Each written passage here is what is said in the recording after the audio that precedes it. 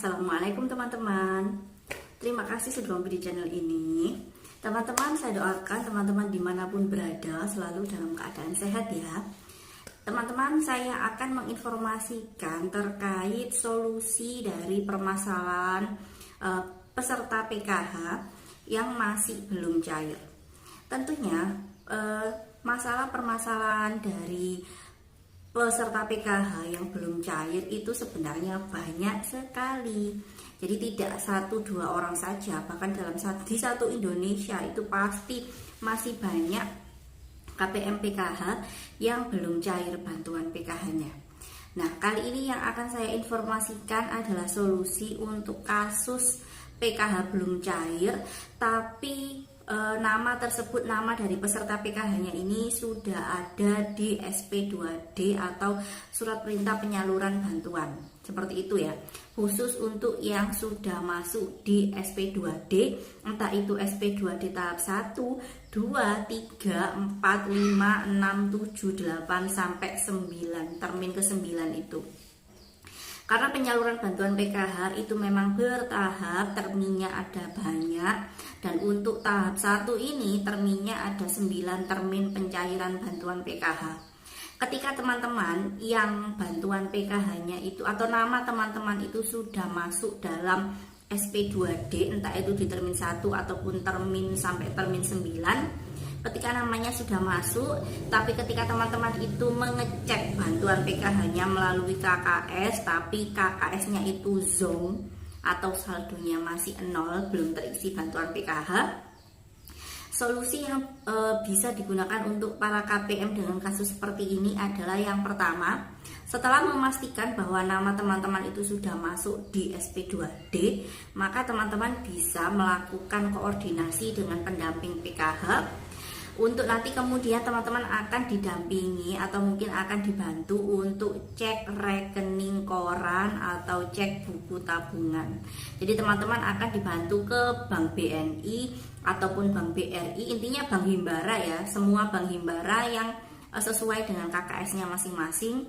Teman-teman akan mengecek buku tabungan, cetak buku tabungan, terus kemudian bisa juga cetak rekening koran. Ketika nanti di hasil dari cetak buku tabungan dan rekening koran tersebut itu ada saldo yang masuk, saldo bantuan yang masuk sesuai dengan nominal bantuan PKH yang didapat, maka teman-teman akan bisa diajukan untuk buka blokir ataupun bisa langsung bertransaksi mengambil pencairan bantuan PKH-nya tersebut, bisa lewat ATM setelah diurus ke bank ataupun bisa tarik tunai langsung dengan buku tabungan. Ini untuk kasus yang KKS-nya bermasalah seperti itu.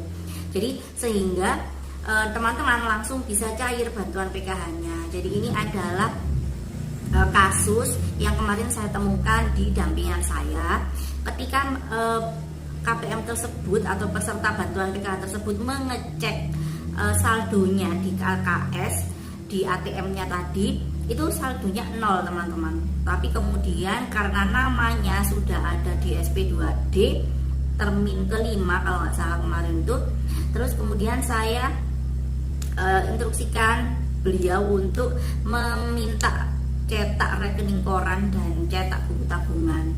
Nah, kemudian setelah melalui ke bank langsung untuk cetak buku tabungan itu ada saldo 500.000 karena komponen bantuan KPM tersebut adalah anak SMA 1, jadi bantuannya kan 500.000 rupiah. Nah, ada saldo 500.000 rupiah yang muncul di cetak buku tabungan tadi, dan alhamdulillah setelah dibuka blokir, bantuan PKH tersebut itu sudah bisa diambil melalui KKS-nya. Jadi memang ke bank setelah cetak buku tabungan harus melalui proses pembukaan blokir seperti itu.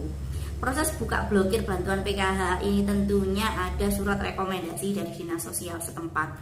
Maka teman-teman harus koordinasi dengan para pendamping PKH di wilayah masing-masing.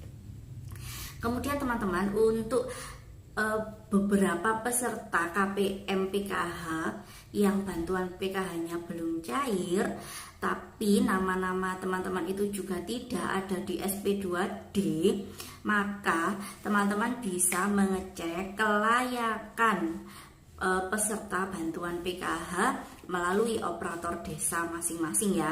Jadi nanti akan dibantu oleh operator desa untuk mengecek apakah status kepesertaan PKH-nya itu di DTKS itu masih ada atau tidak, dan dipastikan masih layak atau tidak. Jadi bukan hanya mengecek oh namanya masih ada di DTKS, tapi juga mengecek kelayakan bantuan PKH yang ada di DTKS tersebut, seperti itu. Nah, teman-teman harus tetap koordinasi dengan pendamping PKH di wilayah masing-masing, karena nanti pasti pendamping PKH di wilayah masing-masing akan membantu untuk mengecek aktivasi kepesertaan di DTKS, terus kemudian kelayakan di DTKS itu juga. Karena dari aplikasi yang bisa digunakan untuk mengecek kelayakan kepesertaan bansos itu bisa diakses oleh operator desa dan juga para pendamping, seperti itu. Nah, teman-teman, itu tadi adalah pengalaman saya untuk KPM penerima bantuan PKH yang tidak cair namun namanya muncul di SP2D. Jadi harus ada solusi lebih lanjut karena namanya sudah muncul, sehingga mereka akan melakukan seperti yang saya instruksikan tadi, seperti itu.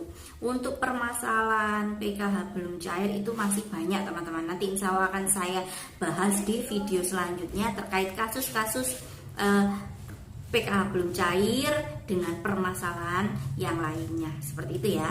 Nah, kita ketemu di video yang lain. Tetap jaga kesehatan.